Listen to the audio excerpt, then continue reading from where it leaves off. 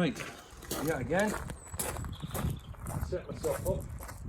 The thing is, it's all about the big stone on the Dinnies, right? It's all everything on the big one. This one will just follow suit, right? So when you're setting yourself up, you've got to remember you're standing directly over the stone, right? So when you get a hold of the ring, right, make sure your ring's tight and tight, right?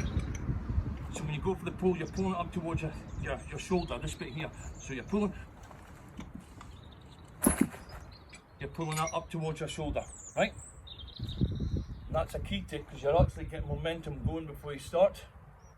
You can do it the other way around, but a lot of people think that's an easier method. But yeah, a lot of people that try it can't seem to master it. I've managed to master it. It swings and roundabouts for everybody, but this is the real Dinnie Stones. Me showing you after 400 odd lifts. So that's the way I do it. Okay, and I'll show you more videos.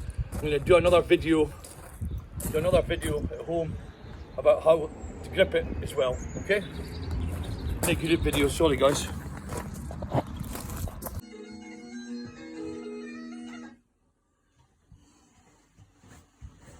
So there'll be a few different things I discuss in this video. Even though I did a video down at Petark, and the first part of this video is me actually lifting the Dinnie Stones and saying the same sort of things I'm saying now. Now I'm back in my gym, I can sort of say it in more detail, but it's not a lot of detail anyway. It's positioning and straddle. How many straddles there is?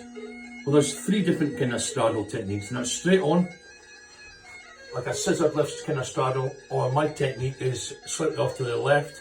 What that enables me to do is when I start pulling, I pull this nose off, which makes it easier. You get an usher going. Now it is an easier way of doing it, but it's harder to master. Okay? So another thing I'd like to say is about training techniques, right? Keep the same position you are every time, which is if you're training with weights, you're pretty much over the first third of the weight at the front, right? So you're pulling up like that. 3 sets of 5. The last one, hold at the top. 5-10 seconds, great tip from Mark Haydock.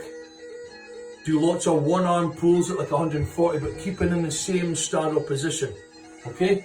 So you're pulling up like that. And that's pretty much it for learning how to do this Dinnie Stone thing, right?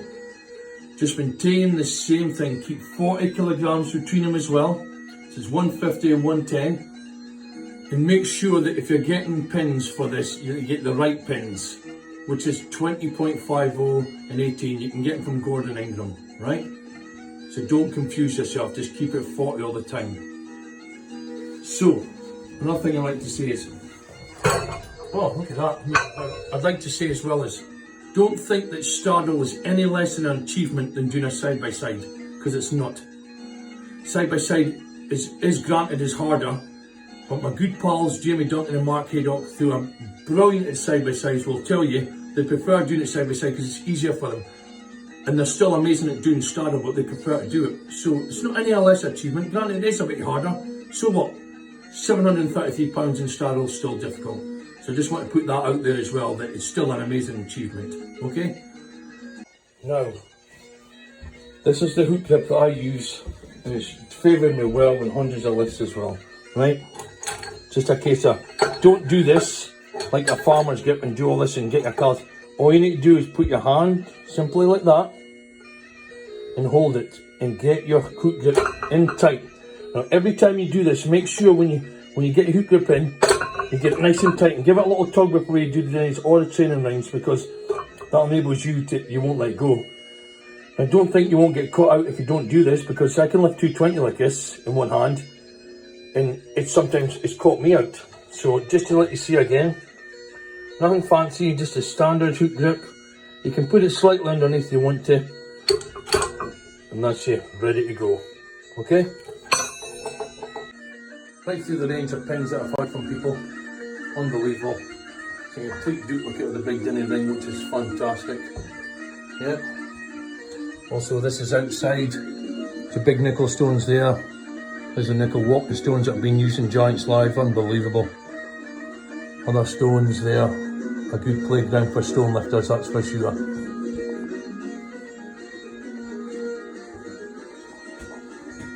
That comes to the conclusion of this video then. So I hope you enjoyed it. My insight to training for the Dinnie Stones for all my lifts over the 13 years, 420 odd and counting now. So hope you enjoyed it and train well, and I hope to see you because I'll be there when you're doing it. So good luck to you all. Okay.